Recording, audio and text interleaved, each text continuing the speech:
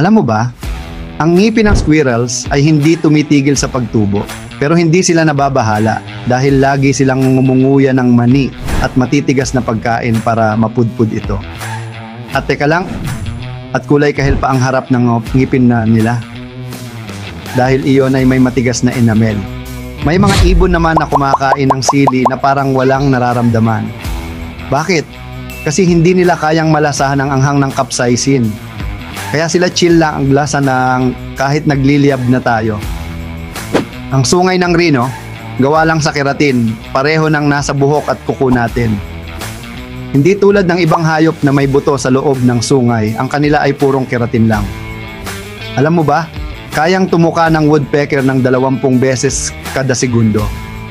Halos hindi na kaya sundan ng mata ng tao. Sa isang araw, umaabot sila ng 8,000 hanggang 12,000 tuka. Akala mo walang mata ang starfish? Meron isa sa dulo ng bawat braso nila. At ang mga palaka, hindi na kailangan uminom ng tubig.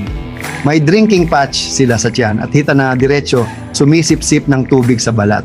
Ang mga uod o caterpillar, may halos 4,000 kalamnan at 250 doon na sa ulo pa lang.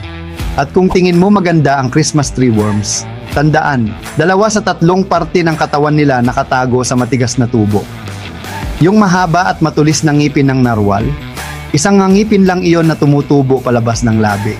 Matigas sa loob pero sensitibo sa labas. Samantala, ang anteater naman walang mangipin pero may sobrang habang dila na nakakalamon ng 35,000 langgam at anay sa isang araw. Ang pulgas ay kayang tumalon ng 200 beses na mas mataas sa katawan niya. Kung tao ang may kakayahang ganon, kaya nating tumalon ng kasing taas ng Empire State Building. Ang itlog ng red-eyed tree frog, kayang mapisa agad kapag may panganib. At ang maliliit na hayop na mabilis ang metabolism para silang may slow motion vision, kaya laging nakakatakas. Ang mga koala, halos kapareho ng tao ang fingerprints. Minsan nalilito pa sa crime scene ang investigador. Ang pawis naman ng hipo kulay pula at parang langis, hindi para magpalamig, kundi parang sunscreen at antibiotic. Ang polar bear naman may itim na balat, transparent na balahibo, at may buhok pa sa talampakan para hindi madulas sa yelo. Alam mo bang may tarantula na kayang mabuhay ng higit 2 taon nang hindi kumakain? Ang platypus naman isinasara ang mata, tenga at ilong habang lumalangoy. At ang emu mabilis tumakbo pero hindi marunong maglakad pa atras at hindi pa rin alam ng siyensya kung bakit. Hindi kayang igalaw ng buhaya ang dila nila dahil nakadikit ito sa bubong ng bibig. At oo, kahit sila ay pwedeng malunod kapag sobrang tagal sa ilalim ng tubig. Tanging hummingbird lang ang ibon na kayang lumipad pa atras. Nakakapakpak pa sila ng hanggang 80 beses kada segundo. At kahit mukhang daga ang elephant shrew, mas malapit ang kamag-anak nila sa elepante kaysa sa shrew. Alam mo ba, hindi nalalasahan ng pusa ang matamis. Wala silang taste buds para doon.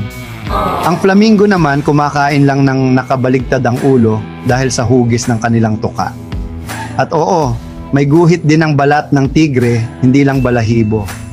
Kapag natutulog ang tukan, nagkukulot sila parang bola. Ang ostrich naman, mas malaki pa ang mata kaysa utak. Kasing laki ng billiard ball. At lahat ng clownfish ipinapanganak na lalaki, pero pwede silang maging babae kapag kailangan. At hindi na iyon mababalik. Ang mga seahorse forever love habang buhay ang relasyon.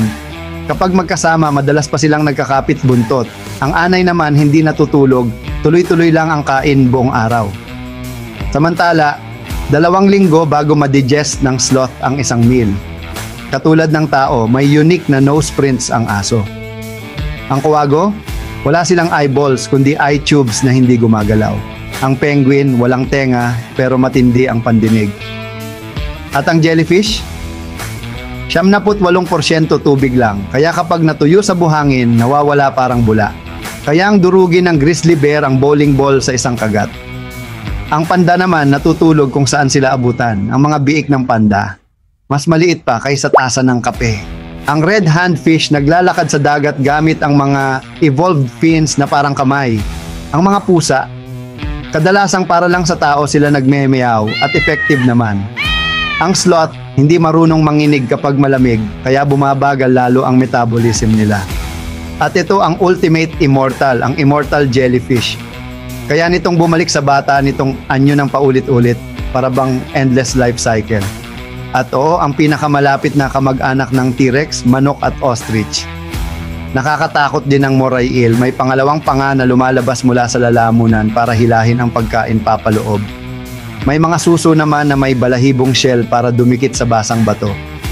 Kapag naghuhunting naman ang humpback whale, bumubuo sila ng bubble net para ikulong ang mga isda.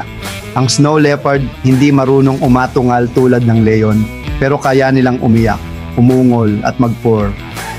Ang sea otter naman magkahawak kamay habang natutulog para hindi magkahiwalay. Ang leon daw ang hari ng kagubatan, pero halos lahat ng paghuhunting ng pagkain, ang mga leona ang gumagawa. Ang lalaki bantay lang ng teritoryo. Samantala, ang mga pusa may 32 muscles sa bawat tenga, kaya sobrang likot niyan. May ilang pating na kumikislap sa dilim, pero ibang pating lang ang nakakakita nito.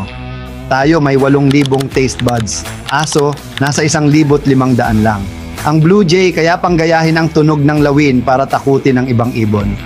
Cute pero delikado ang slow loris. Sila lang ang primate na may lason mula sa gland sa braso. Ang hartebeest tumatakbo ng zigzag para makaiwas sa mandaragit. At ang mga dolphin, may pangalan sila sa isa't isa gamit ang kakaibang huni. At syempre, ang giraffe may napakahabang itim na dila, sabi ng mga siyentipiko, protection daw iyon laban sa sunburn. At ayun na lahat ng mga animal facts na aking nakalap. See you next video.